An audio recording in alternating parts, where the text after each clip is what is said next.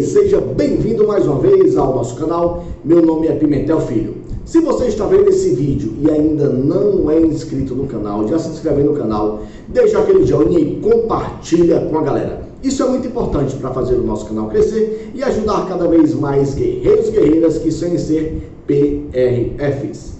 E você que já acompanhou nossos vídeos sabe que nós estamos resolvendo a última prova aplicada pelo CESP no ano de 2018 para o CFP de 2019. Nós estamos agora iniciando a resolução das questões referentes às resoluções do CONTRAN. Foram 20 questões cobradas no último concurso da PRF. As resoluções são mais importantes, menos importantes? Não, são igualmente importantes. Agora, foram 20 questões somente sobre resoluções. E lembrando que as resoluções são bastante técnicas, né? Elas vão detalhar muitos artigos do CTB. Então a gente tem que dar sim uma atenção especial a elas, não porque elas sejam mais importantes, mas porque realmente é uma parte mais extensa do teu estudo sobre a legislação de trânsito. Então vamos iniciar hoje a resolução dessas 20 questões e, é claro, posteriormente nos próximos vídeos nós vamos ter aulas específicas sobre as principais resoluções. Então quer dizer, Pimentel, que eu tenho que estudar todas as resoluções? É claro que não, porque são muitas resoluções, cara. Hoje são mais de 760 resoluções. Claro, algumas foram revogadas, inclusive por outras resoluções. Tem em torno de mais ou menos de umas 600 resoluções em vigor, mas são muitas resoluções, muitas delas extensas demais e muitas vezes técnicas que não interessam para você que vai fazer o concurso da PRF, beleza? Então vamos começar hoje a resolver as questões sobre resoluções e conto com vocês para compartilhar e dar aquele joinha nesse vídeo. Valeu, vamos lá! Ok, então vamos ao que interessa, iniciar a solução das questões referentes às resoluções do CONTRAN que foram cobradas na última prova da PRF aplicada pelo CESP, hein? Então olha só, a primeira questão fala o seguinte: em uma operação de fiscalização na abordagem de um veículo automotor, o policial rodoviário federal, ao notar que o condutor do veículo apresentava vermelhidão nos olhos, odor de álcool no hálito, desordem nas vestes e fala alterada, solicitou ao motorista que se submetesse ao competente teste, mas o etilômetro apresentou súbita pane, tornando-se inservível para o teste. Nesta situação, diante da impossibilidade de confirmar a alteração da capacidade psicomotora do condutor, o policial ficou impedido de lavrar o auto de infração pela conduta de direção sob a influência de álcool prevista no CTB. Então veja bem, a situação é a seguinte, né? O cara apresentava todos os sinais de que estava sob o efeito de álcool. O policial rodoviário solicitou que ele fizesse o teste, foi fazer o teste, o etilômetro, deu uma pane e tornou-se inservível como meio de prova. Então a questão fala o seguinte, que o policial ficou impedido de lavrar o auto de infração pela conduta de direção sob a influência de álcool prevista no CTB. Gente, essa questão é uma questão errada, cara, errada. Claro que se o etilômetro falhar, o PRF tem outros meios de comprovar que o condutor está sob o efeito de álcool. E que meios são esses, né? Vamos ver aqui, olha só, né? A confirmação da alteração da capacidade psicomotora em razão da influência de álcool ou de outra substância psicoativa que determine dependência dá-se-á por um dos meios, pelo menos um dos meios seguintes, hein? E que meios são esses? Olha aqui, um deles é o que? A verificação dos sinais que indica alteração da capacidade psicomotora do condutor. O próprio item já descreveu estes sinais, né? Que estava com odor de álcool, com as vestes, né, desorganizadas, com os olhos vermelhos, né? Então todos esses são sinais de que o condutor está com a sua capacidade psicomotora alterada. Existe um documento que o PRF vai preencher, né, quais as características que esse condutor apresenta, e a partir deste documento, né, como meio de prova, ele pode sim lavrar o auto de infração, inclusive conduzi-lo à Delegacia de Polícia Civil para que sejam tomadas as medidas cabíveis, tá? No artigo 5º fala aqui o seguinte, né? Os sinais de alteração da capacidade psicomotora poderão ser verificados por, né? Temos aqui o exame clínico é o que? É um médico perito, leva ele em um hospital onde exista um médico que possa atestar alteração na sua capacidade psicomotora. E a constatação, como eu já falei, pelo próprio agente da autoridade de trânsito, né? Tem um documento que a gente preenche, vai marcar os itens e vai atestar a alteração na sua capacidade psicomotora. Lembrando que não é somente um sinal, é um conjunto de sinais, né? Muitas vezes o cara pode estar ali com os olhos vermelhos, né? Por estar cansado, pela influência de algum medicamento, tá certo? Isso daí, por si só, não comprova que ele esteja sob o efeito de álcool, não comprova que ele esteja com a sua capacidade psicomotora alterada. É um conjunto de sinais que vai constatar a alteração em sua capacidade psicomotora. Beleza? Tranquilo? Então, pessoal, como não poderia deixar de ser, uma questãozinha aí sobre alcoolemia, né? Não podia faltar na parte das resoluções. Beleza? Então, vamos à próxima questão. Vamos à próxima questão, uma questão sobre o uso da cadeirinha, né? A famosa resolução da cadeirinha. Não só da cadeirinha, na verdade, é popularmente conhecida como a resolução da cadeirinha, mas a resolução que trata sobre o dispositivo de segurança para as crianças, tá? Então a questão fala o seguinte: no interior de um automóvel com capacidade para 5 pessoas, o condutor transportava 4 crianças, uma de 8 anos de idade no banco dianteiro e outras 3, todas de 9 anos de idade, no banco traseiro.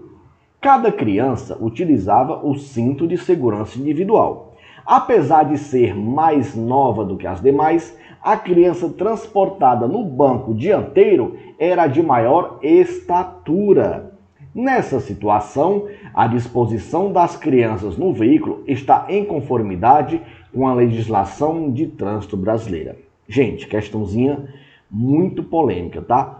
Pela questão em si, de acordo com a resolução, o item é considerado um item correto.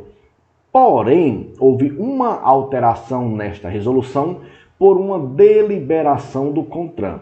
E o edital do último concurso não cobrou as deliberações. Então, por este motivo, a questão ela foi anulada. Foi um item anulado. Vamos ver o porquê da polêmica dessa questão, tá? Então, olha só, né? Se você estudou a famosa resolução da cadeirinha, que é a resolução número 277 de 2008, né?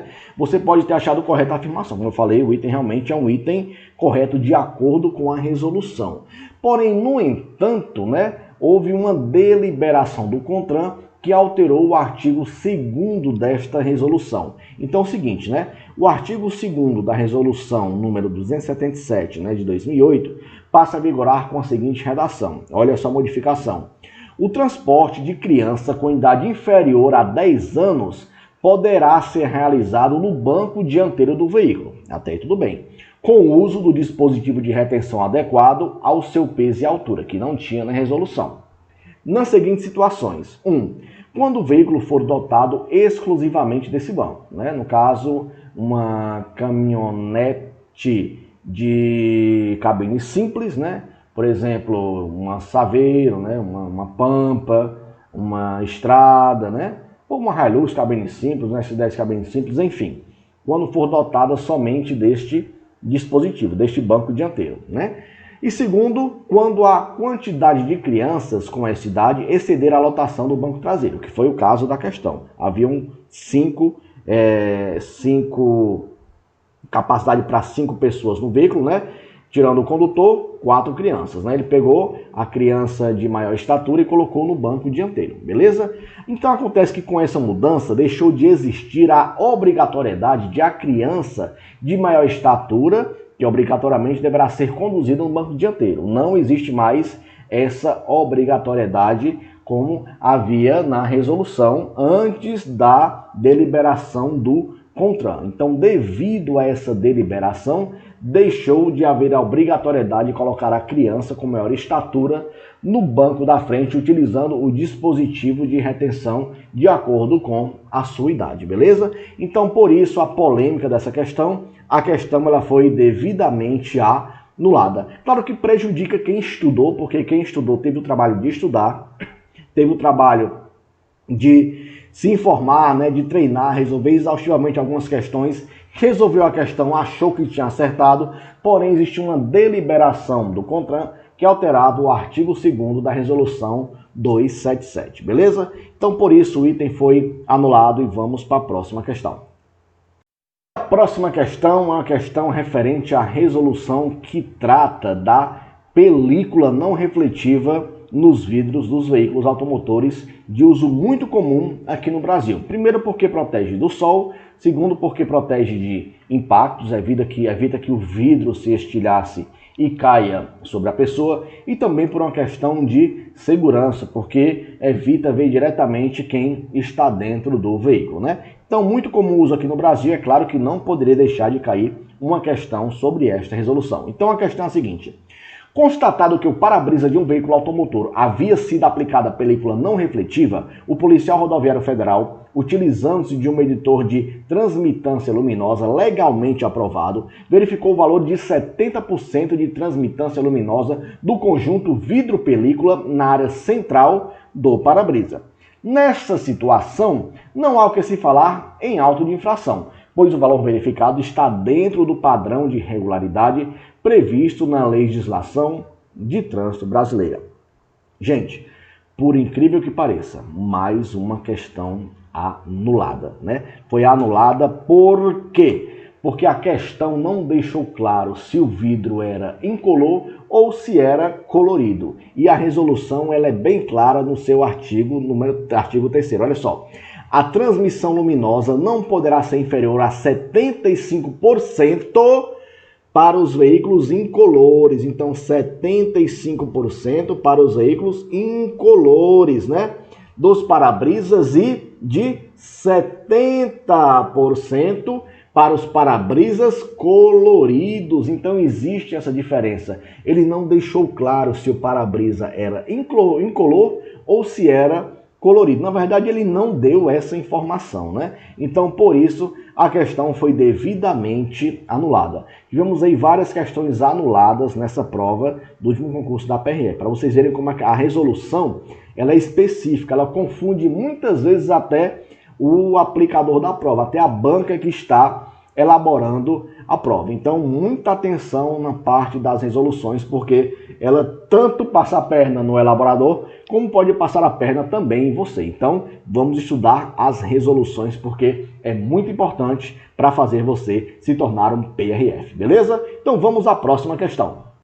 Próxima questão, uma questão que também não poderia faltar nesta prova, é uma questão referente a radar, sobre o dispositivo medidor de velocidade. Questãozinha muito atual, tem muita polêmica em torno desse assunto. Então vamos aqui para a questão. Olha só, em uma rodovia federal, em um trecho em curva, localizado fora do perímetro urbano, é alto o índice de acidentes de trânsito, apesar de haver medidor de velocidade do tipo fixo instalado no local.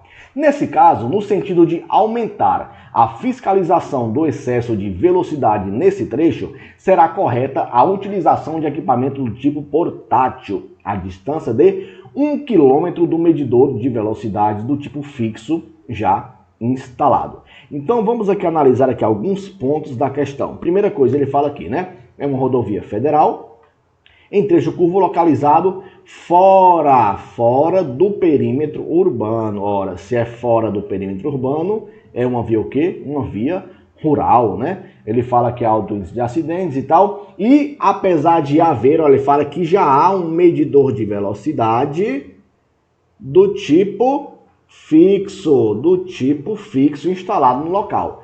Nesse caso, no sentido de aumentar a fiscalização do excesso de velocidade, né, será correta a utilização de equipamento do tipo portátil, né, aquele radarzinho portátil, né, um equipamento portátil a uma distância, olha só, de quantos quilômetros? De 1 quilômetro do medidor de velocidade do tipo fixo já instalado. Pessoal, essa questão é uma questão considerada errada. Errada por quê? olha só o que fala a resolução número 396, fala o seguinte, né? No artigo 4º, no parágrafo 7º, fala o seguinte: quando em determinado trecho da via houver instalado um medidor de velocidade do tipo fixo, que é o caso da questão, os equipamentos do tipo estático, ou seja, móvel, né, portátil, móvel, etc., somente poderão ser utilizados a uma distância mínima daquele equipamento de 500 metros em vias urbanas, que não é o caso. No caso lá eu falei que é uma via rural, então é este caso aqui. A distância mínima é de quantos quilômetros? De 2 quilômetros, em vias rurais e nas vias de trânsito rápido. Então a questão fala que seria 1 quilômetro, não, a distância mínima neste caso para as vias rurais é de 2 quilômetros, por isso o item é um item errado, beleza, galera? Então é uma questãozinha, uma resolução que sempre está presente nos concursos da PRF. Então dá atenção também à resolução 396 e vamos para a próxima questão. Vamos à próxima questão, mais uma questão envolvendo radar, envolvendo equipamento medidor de velocidade. Olha só o que a questão fala.